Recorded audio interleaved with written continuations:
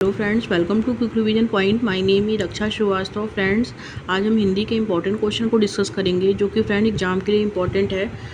Okay, तो start करते हैं। फर्स्ट क्वेश्चन क्या है? स्वरों की सहायता से उच्चारित वर्ड को कहते हैं। तो स्वरों की सहायता से उच्चारित वर्ड को हम क्या कहते हैं? तो स्वरों की सहायता से उच्चारित वर्ड जो होते हैं वो होते हैं, ए है पद, बी है व्यंजन, सी है स्वर एंड डी है शब्द।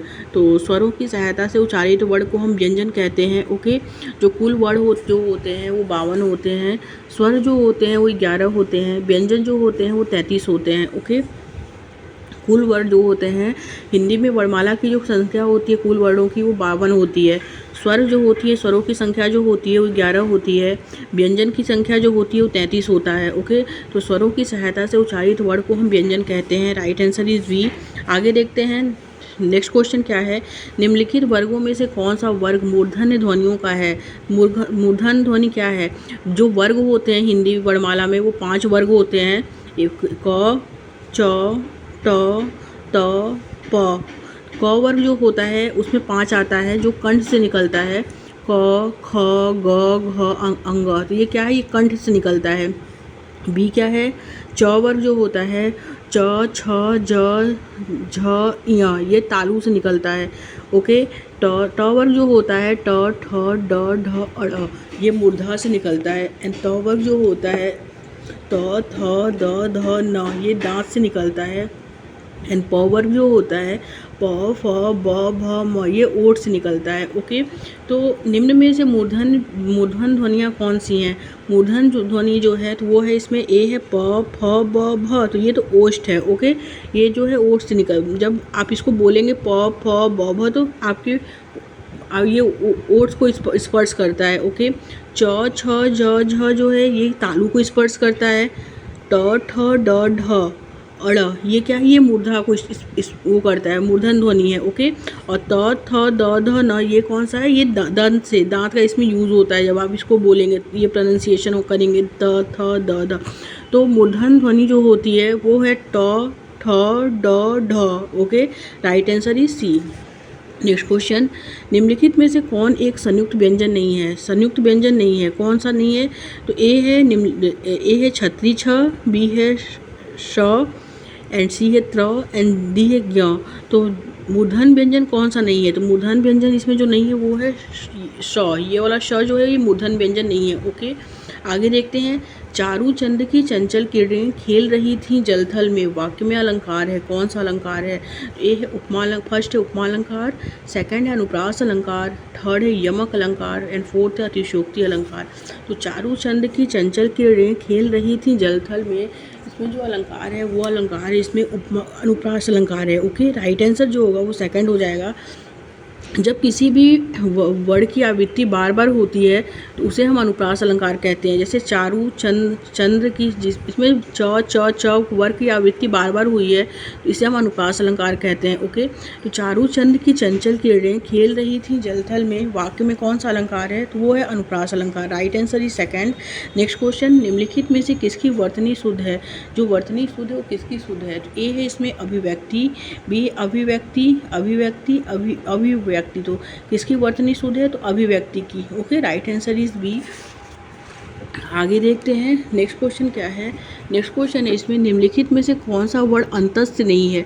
अंतस्थ व्यंजन जो होते हैं वो 4 होते हैं, य, र, ल, व। ओके, य, र, ल, व, ये अंतस्थ व्यंजन है।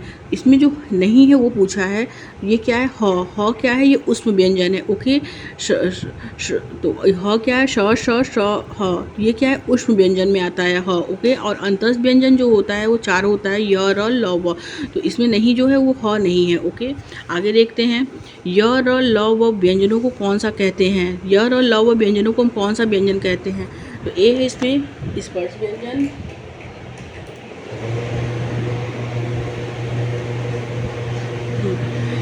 ए है इसमें, ए है स्पर्श व्यंजन, बी है अंतस्थ व्यंजन, सी है उष्म व्यंजन एंड डी है कोई नहीं।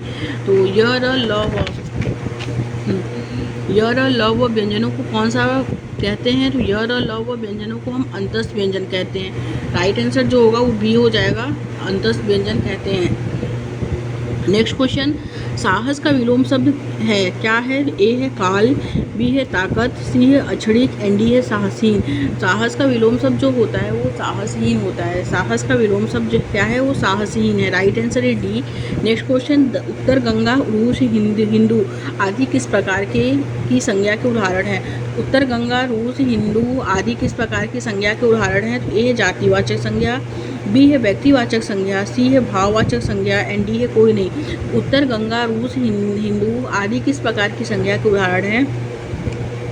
तो व्यक्तिवाचक संज्ञा के उदाहरण है। Right answer is B. आगे देखते हैं किस क्रमांक में नासिक व्यंजन है। नासिक व्यंजन जो होता है जो वो कौन सा है, किस क्रमांक में है नासिक व्यंजन। तो वो है ए है ल, बी है श, सी है म एंड डी है य। तो प फ ब भ म में म भी बोलेंगे तो वो ओट है नाक का दोनों का यूज होता है, इसमें हल्का स्पर्श करता है। तो नासिक व्यंजन क्या है, नासिक व्यंजन जो है वो म है। Right answer is C. आगे देखते हैं पंडित जी भारत के प्रथम प्रधानमंत्री थे, किसका उदाहरण है। ए है जातिवाचक संज्ञा का, बी है भाववाचक संज्ञा का, सी है समूहवाचक संज्ञा का एंड डी है व्यक्तिवाचक संज्ञा का। पंडित जी भारत के प्रथम प्रधानमंत्री थे, किसका उदाहरण है। तो वो जातिवाचक संज्ञा का उदाहरण है। राइट आंसर इज ए हो जाएगा। आगे देखते हैं नेक्स्ट क्वेश्चन क्या है, अन्वीक्षण में कौन सी संधि है। तो ए है यड़ संधि। यड़ संधि जो होता है फ्रेंड, अगर यड़ संधि हम किसे कहते हैं, यड़ संधि हम उसे कहते हैं जब किसी भी अक्षर में जब किसी भी अक्षर में आधा का यूज हो, आधा शब्द का यूज हो, उसे हम यड़ संधि कहते हैं। तो अन्वीक्षण में कौन सा संधि है, तो अन्वीक्षण में जो संधि है वो यड़ संधि है। Right answer is A. आगे देखते हैं फ्रेंड, कात्यायनी किसका महाकाव्य है। तो ए है सुमित्रा नंदन पंत का, बी है जयशंकर प्रसाद का, सी है इसमें महाभारतेंदु हरिश्चंद्र का एंड डी है हजारी प्रसाद द्विवेदी का। कात्यायनी किसका महाकाव्य है। तो कात्यायनी जो है फ्रेंड वो जयशंकर प्रसाद जी का है और छायावादी का युग का कवि भी हम जयशंकर प्रसाद जी को कहते हैं। तो राइट आंसर बी हो जाएगा। नेक्स्ट क्वेश्चन, निम्नलिखित में से किस शब्द में प्रत्यय लगा हुआ है। प्रत्यय क्या होता है, प्रत्यय जो होता है फ्रेंड वो किसी भी शब्द के पीछे लगता है। प्रत्यय क्या होता है, वो किसी भी शब्द के पीछे लगता है। जैसे फू में क्या जोड़े हैं, तो फू में फुर्तीला जोड़े हैं, तीला जोड़े हैं, तो वो क्या हो गया, प्रत्यय हो गया। तो ये क्या है, बी इसमें फुर्तीला, ये क्या है, प्रत्यय। प्रत्यय किसी भी शब्द के पीछे हम यूज करते हैं, किसी भी शब्द को हम पीछे यूज करते हैं तो वो प्रत्यय हो जाता है। आगे देखते हैं स्थायी भावों की कुल संख्या कितनी है। ए है 12, बी है 13, सी है 14 एंड डी है 9। तो स्थायी भावों की कुल संख्या जो है फ्रेंड वो क्या है, वो 9 है। राइट आंसर ये डी। शून्य सी सत्य असीम हमारी, पूजे ही मन कामना तुम्हारी में कौन सा छंद है। ए है वरवय, बी है चौपाई, सी है सोरठा एंड डी है दोहा। शून्य सी सत्य असीम हमारी, पूजे ही मन कामना तुम्हारी में जो छंद है फ्रेंड वो कौन सा, वो चौपाई छंद है। राइट आंसर बी हो जाएगा। तो दोहा छंद जो होता है, दोहा छंद में 4 चरण होते हैं। पहले और तीसरे चरण में 13-13 मात्राएं होती हैं और दूसरे और चौथे चरण में 11-11 मात्राएं होती हैं। छोटा सा छंद जो होता है फ्रेंड उसमें पहले और तीसरे चरण में 11-11 और दूसरे और चौथे चरण में 13-13 मात्राएं होती हैं। तो शून्य सी सत्य असीम हमारी, पूजे ही मन कामना तुम्हारी में कौन सा छंद है, तो वो चौपाई छंद है। Right answer is B. Next question, छात्रों ने मंत्री जी के ऊपर काली स्याही फेंकी है में कारक है। कारक जो होते हैं फ्रेंड वो 8 प्रकार के होते हैं। तो कौन कौन से होते हैं, कर्ता कारक, कर्म कारक, कर्ता ने कर्म को करण से संप्रदान के लिए, अपादान से अलग के लिए, अधिकरण जो होता है वो होता है मे पेपर, संबोधन हे अरे वो। तो छात्रों ने क्या दिया है इसमें, छात्रों ने मंत्री जी के ऊपर काली स्याही फेंकी है में कौन सा कारक है, तो फेंकी है मे पेपर जो आता है फ्रेंड वो अधिकरण कारक में आता है। तो राइट आंसर जो होगा 5th हो जाएगा इसमें, अधिकरण कारक। आगे देखते हैं नेक्स्ट क्वेश्चन क्या है, दानी शब्द का विलोम है क्या है। ए अनाभिभाव, बी है विभाव, सी है आविभाव एंड डी है कृपण। दानी शब्द का विलोम जो होता है वो कृपण होता है। राइट आंसर है डी। आगे देखते हैं भीड़ ने 10 लोगों को कुचल दिया, यह किस कारक का उदाहरण है। तो कर्ता ने कर्म को करण से, तो कर्ता ने, भीड़ ने, तो ने कौन सा कारक है, ने आएगा कर्ता, एक कर्ता कारक, करण कारक, अपादान कारक, संप्रदान कारक। तो कर्ता क्या है, ने क्या है, कर्ता कारक है। तो राइट आंसर इज ए। कर्ता ने भीड़ ने 10 लोगों को कुचल दिया, यह किस कारक का उदाहरण है, तो ये जो उदाहरण है कर्ता कारक का उदाहरण है। Right answer is A. आगे देखते हैं कौवा शब्द का स्त्रीलिंग रूप क्या है। ए है कोई, बी है कत्वी, सी है कवावी एंड डी है कोई। कौवा शब्द का स्त्रीलिंग जो होता है फ्रेंड वो कत्वी होता है। Right answer is B. आगे देखेंगे विश्व युग्म का अर्थ क्या है।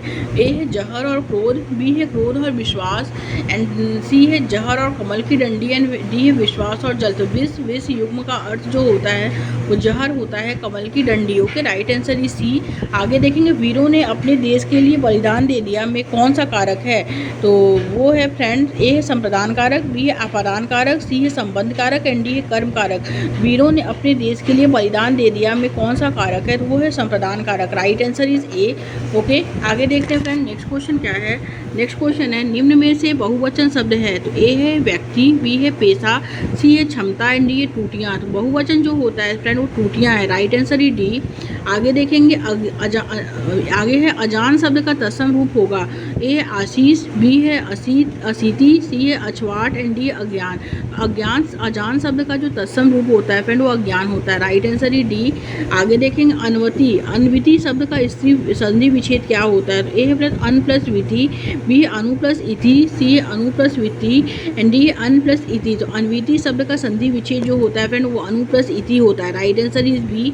आगे देखेंगे कि जिनके उच्चारण में दीर्घ स्वर से भी अधिक समय लगता है उसे हम कौन सा स्वर कहते हैं। तो दीर्घ स्वर से भी अधिक समय जो लगता है ए है मूल स्वर, बी है प्लुत स्वर, सी है संयुक्त स्वर एंड डी है अयोग वा। ओके, जिनके उच्चारण में जो है दीर्घ स्वर से भी अधिक समय लगता है फ्रेंड उसे हम कहते हैं प्लुत स्वर। Right answer is B. आगे देखेंगे यामा किसकी रचना है। तो ए है हजारी प्रसाद द्विवेदी की, बी है महादेवी वर्मा की, सी है देवकी नंदन खत्री की एंड डी है जयशंकर प्रसाद की। तो यामा जो है फ्रेंड वो महादेवी वर्मा की रचना है। Okay, right answer is B. और नेक्स्ट क्वेश्चन देखते हैं भोजपुरी, मगही और मैथिली बोलियां किससे संबंधित हैं। तो ए है पश्चिमी हिंदी से, बी है पूर्वी हिंदी से, सी है हिंदी बिहारी से एंड डी है राजस्थानी हिंदी से। भोजपुरी, मगही और मैथिली बोलियां जो संबंधित हैं वो हिंदी बिहारी से संबंधित है। राइट आंसर ही सी हो जाएगा। आगे देखते हैं इक प्रत्यय लगाने पर सप्ताह का रूप क्या हो जाता है। तो प्रत्यय जो होता है वो किसी भी शब्द के पीछे यूज होता है। तो ओके, तो साप्ताहिक, साप्ताहिक बोलेंगे तो इक का आपको यूज़ होगा। ओके, तो क्या है प्रत्यय है, ए है साप्ताहिक। तो राइट आंसर जो होगा बी हो जाएगा साप्ताहिक। साप्ताहिक क्या है वो प्रत्यय है, क्योंकि इक प्रत्यय अगर हम लगाएंगे जैसे साप्ताहिक को हम प्रोनाउंसिएशन करें तो उसमें इक आ रहा है ना वर्ड, तो वो क्या है प्रत्यय है। ओके, क्योंकि किसी भी शब्द के पीछे प्रत्यय यूज होता है। तो राइट आंसर इज सेकेंड। आगे देखते हैं भानुदय में प्रयुक्त संधि है, कौन सी संधि है। ए है गुण संधि, बी है दीर्घ संधि, सी है व्यंजन संधि एंड डी है वृद्धि संधि। भानुदय में जो संधि है फ्रेंड वो दीर्घ संधि है। Right answer is B. Next question वस्तु, स्थान, भाव या विचार के दंत्योतक शब्द को हम क्या कहते हैं। तो ए है संज्ञा कहते हैं, बी है सर्वनाम, सी है विशेषण एंड डी है विशेष। तो वस्तु, स्थान, भाव या विचार के दंत्योतक शब्द को हम जो कहते हैं फ्रेंड वो संज्ञा कहते हैं। Right answer is A. आगे देखते हैं अर्थ के विचार से संज्ञा कितने प्रकार के होते हैं। अर्थ के विचार से संज्ञा कितने प्रकार के होते हैं। तो ए है 4, बी है 5, सी है 6 एंड डी है 7। तो अर्थ के विचार से संज्ञा जो होते हैं फ्रेंड वो 5 प्रकार के होते हैं। Okay, right answer is B. Next question निम्नलिखित में से कौन सा शब्द जो है व्यक्तिवाचक संज्ञा है। व्यक्तिवाचक संज्ञा जो है फ्रेंड ए है गाय, बी है पहाड़, सी है यमुना एंड डी है आम। तो व्यक्तिवाचक संज्ञा जो है फ्रेंड वो आम यमुना है। Okay, right answer is C. Next question कौन सा शब्द जातिवाचक संज्ञा नहीं है। तो ए है जवान, बी है सुंदर, सी है बालक एंड डी है मनुष्य। तो जातिवाचक संज्ञा जो नहीं है फ्रेंड वो बालक है। ओके, ये क्या है राइट आंसर जो होगा वो सी हो जाएगा।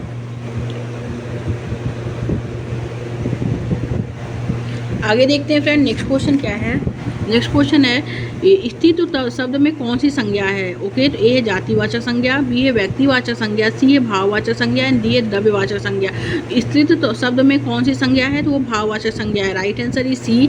बुढ़ापा भी एक प्रकार का अभिशाप है, इस वाक्य में रंगीन छपे शब्द की संज्ञा बताइए। तो ए है जातिवाचक संज्ञा, बी है व्यक्तिवाचक संज्ञा, सी है भाववाचक संज्ञा एंड डी है कोई नहीं। तो बुढ़ापा भी क्या है, बुढ़ापा भी एक प्रकार का अभिशाप है, इस वाक्य में रंगीन छपे शब्द की संज्ञा जो है फ्रेंड वो है इसमें भाववाचक संज्ञा है। Okay, right answer is C. आगे देखेंगे निम्नलिखित शब्दों में से कौन सा शब्द संज्ञा है।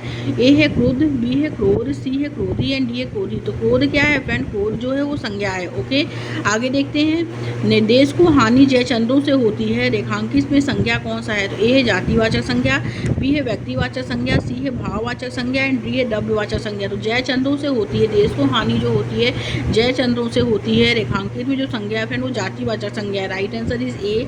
आगे आगे देखेंगे कवि शब्द में कौन सी संज्ञा है। तो ए है व्यक्तिवाचक संज्ञा, बी है जातिवाचक संज्ञा, सी है द्रव्यवाचक संज्ञा एंड डी है भाववाचक संज्ञा। तो कवि शब्द में जो संज्ञा है फ्रेंड वो जातिवाचक संज्ञा है। Right answer is B. आगे देखेंगे नेक्स्ट क्वेश्चन है निजत तो संज्ञा शब्द है। ए है व्यक्तिवाचक संज्ञा, बी है भाववाचक संज्ञा, सी है द्रव्यवाचक संज्ञा एंड डी है जातिवाचक संज्ञा। तो निजत तो संज्ञा शब्द जो है फ्रेंड वो भाववाचक संज्ञा है। ओके, राइट आंसर जो होगा वो हो जाएगा इसमें बी, भाववाचक संज्ञा है। नेक्स्ट क्वेश्चन देखते हैं प्रसुधा शब्द का उदाहरण है। तो प्रसुधा शब्द का उदाहरण क्या है। ए है व्यक्तिवाचक संज्ञा, बी है द्रव्यवाचक संज्ञा, सी है भाववाचक संज्ञा एंड डी है जातिवाचक संज्ञा। प्रसुधा शब्द जो उदाहरण है फ्रेंड वो भाववाचक संज्ञा का उदाहरण है। Right answer is C. क्रिया से बनने वाली भाववाचक संज्ञा क्या है। ए है थकावट, बी है बुराई, सी है आलस, डी है बुढ़ापा। तो क्रिया से बनने वाली भाववाचक संज्ञा जो है फ्रेंड वो थकावट है। Right answer is A. आगे देखते हैं फ्रेंड कटु रावण रावण जग केते पद में रावण शब्द का प्रयोग क्रमशः हुआ है। तो ए है जातिवाचक संज्ञा एवं व्यक्तिवाचक संज्ञा, बी है व्यक्तिवाचक संज्ञा एवं व्यक्तिवाचक संज्ञा, सी है व्यक्तिवाचक संज्ञा एवं जातिवाचक संज्ञा एंड डी है जातिवाचक संज्ञा एवं जातिवाचक संज्ञा। तो कहूँ रावण राम जग केते पद में रावण शब्द का प्रयोग क्रमशः जो हुआ है वो व्यक्तिवाचक संज्ञा और जातिवाचक संज्ञा में हुआ है। Okay, right answer is C. Next question इनमें से जातिवाचक संज्ञा से भाववाचक संज्ञा का सही उदाहरण क्या है।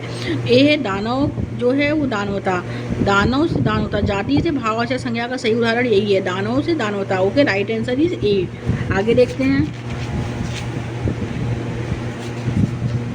ये लास्ट क्वेश्चन है फ्रेंड। ओके, निम्न में से जातिवाचक संज्ञा से भाववाचक संज्ञा का सही उदाहरण क्या है। तो ए है दानव दानवता, सर्व सर्वस्व, चतुर चतुराई, गाना गान। तो जातिवाचक संज्ञा से भाववाचक संज्ञा जो है वो है दानव का जो हो जाएगा वो दानवता हो जाएगा। राइट आंसर जो होगा फ्रेंड वो ए हो जाएगा। Okay, thank you friends.